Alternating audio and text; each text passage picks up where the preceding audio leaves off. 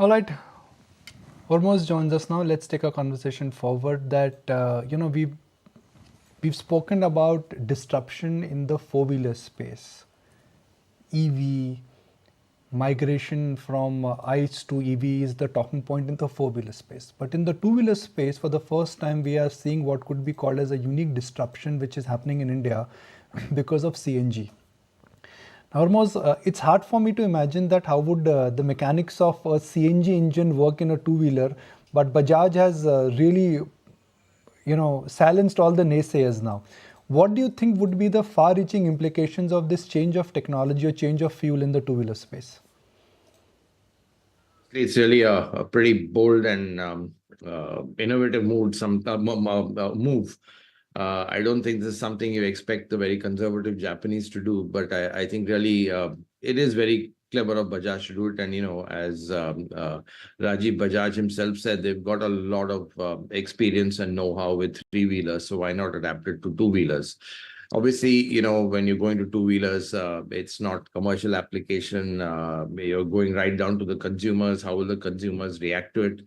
I think the biggest driver is really, the running costs, which are really hurting the two-wheeler owner, especially look at the cost of petrol today. I think EVs, unfortunately, especially in the motorcycle space, still have a long way to go in terms of just being practical, in terms of cost and what have you, and all the other issues that come with EV. So really, there is a huge opportunity with CNG, clearly, because running costs is one of the biggest drivers in the kind of low end or budget end of the motorcycle segment. But of course, still remains to be seen. Technically, the bike is a bit heavier. The tank is under the seat, so the seat height goes up, which again, for short riders could be an issue.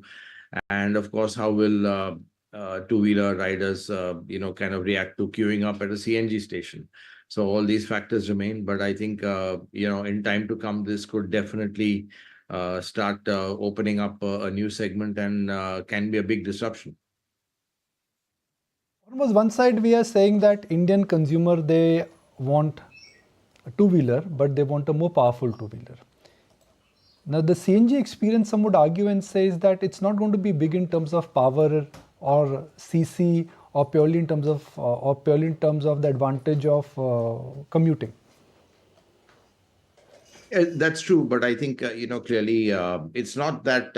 I think it will have a certain threshold of power, which will give you that base level just for everyday commuting, which is what most people do. And it's getting to a point where running costs are kind of becoming the main driver, and people might be willing to compromise a bit on performance, to get that better running costs. So I think, there will be a certain segment which will find this appealing. So I think, but, I think there are more than the power and performance. I just think sometimes it's just the practicality of running a CNG vehicle, which one needs to consider. Hormazd, morning. Let's also get in your take then as to what the implication of this is going to be for some of the other players within the space, just some of the other two-wheeler players. Would there be a threat when it comes to market share, pricing strategies perhaps be altered, or not too much?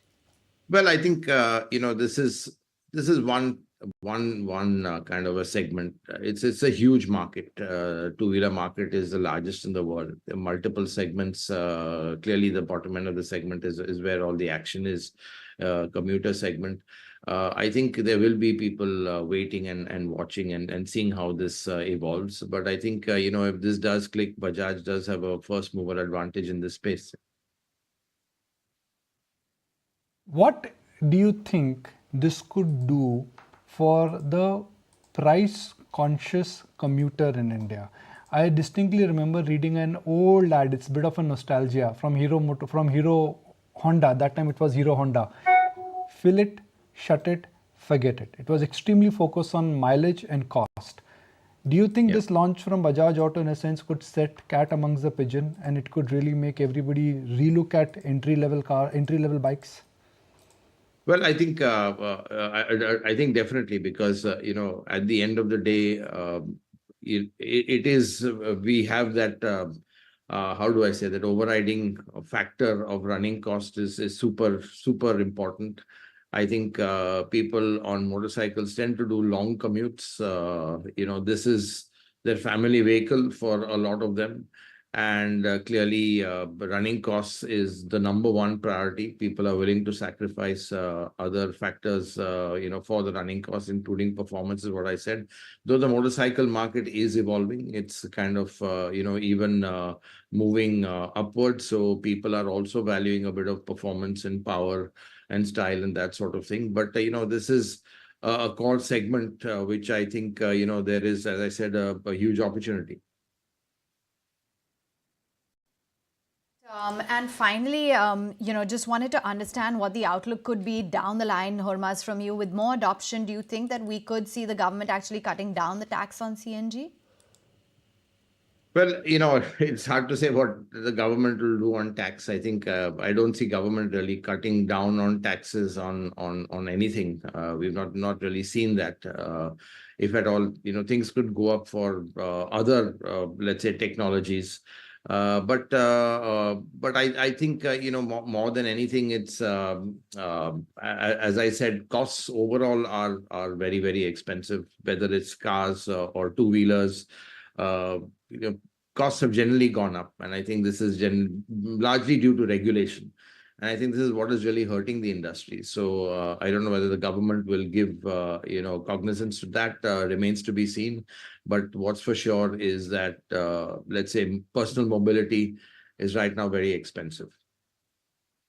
Hormazd, just before I let you go, a quick word on the other launches that might be lined up for the industry, something to watch out for. Because I think Ola also took a lot of analysts, etc., to their, factory, and they were talking about some big launches lined up. Anything else that you're picking up that might be interesting for the space? Well, I think, yes, so Ola has been talking. I think they've been talking about an electric motorcycle. I think, everyone's kind of, how do I say, been looking at the EV space, but clearly that's become a little flat at least. We've been seeing some of the June numbers as well. There have been growth in certain segments, but they haven't. But I think, to be honest, top of my head, I can't remember any specific models, but I think, TVS will be having a strong lineup, as will, Enfield going forward. In fact, I think we've got a big podcast coming up on what Enfield is doing with their new models. So I think Ketan, who handles that, he'll be spilling the beans on that in the next week. Wait out for that when they do actually spill the beans, but lots in the pipeline. Thanks so much, Hormazd, for making time and speaking with us. And that's about the entire disruption which has happened in the two-wheeler space. The world's first ever CNG bike launched last week. If you like this video, then like, share and subscribe to ET Now.